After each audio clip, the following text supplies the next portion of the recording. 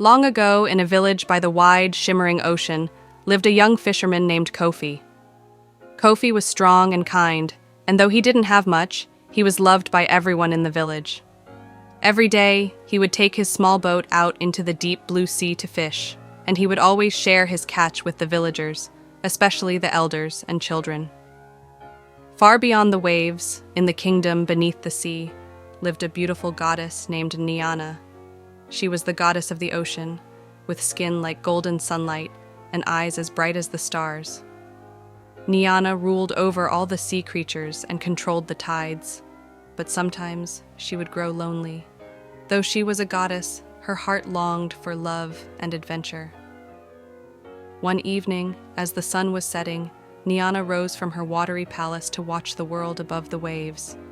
She was drawn to the laughter and joy coming from the village by the shore. There, she saw Kofi in his boat, casting his net into the sea. There was something different about this young man.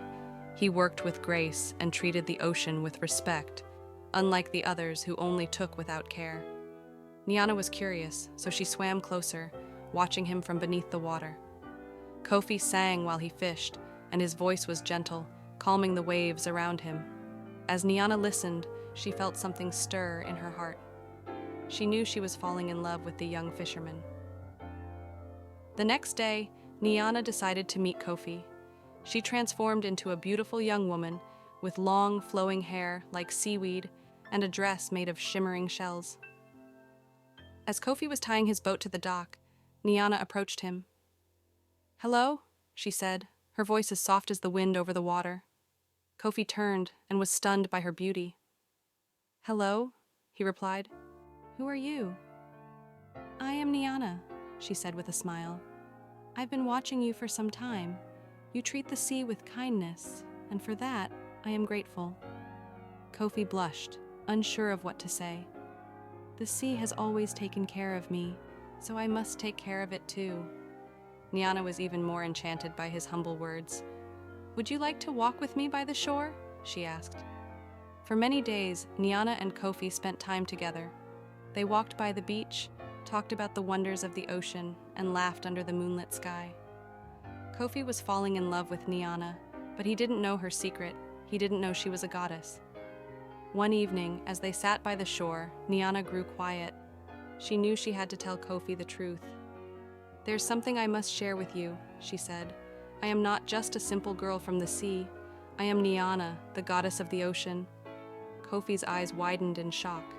"A goddess?" "Yes," Nyana replied. "I have fallen in love with you, but I am bound to the sea. I cannot stay with you on land forever." Kofi's heart sank. He loved Nyana, but he knew she belonged to the ocean. "What can we do?" he asked. "I don't want to lose you." Nyana looked at him with tears in her eyes. "There is only one way. If you are willing, you could come with me to my kingdom beneath the sea. But you must leave your life on land behind." Kofi was torn. He loved his village, his friends, and his simple life, but he also loved Nyana deeply. He thought for a long time, staring at the waves crashing against the shore. Then he turned to Nyana and said, "I will go with you. Love is more important to me than anything else." With that, Nyana took his hand, and together they walked into the sea. As they entered the water, Kofi felt a strange warmth surround him. He wasn't afraid. The ocean seemed to welcome him as Nyana guided him deeper and deeper. Suddenly, Kofi found that he could breathe underwater. His legs transformed into a sleek, powerful tail, and Nyana smiled at him. "You are now one with the sea," she said. "We can live together forever." Kofi looked around in awe at the beauty of the underwater world, the coral reefs, the colorful fish, and the glowing palace where Nyana lived. He knew he had made the right choice. From that day on, Kofi and Nyana ruled the ocean together, protecting the sea and all its creatures.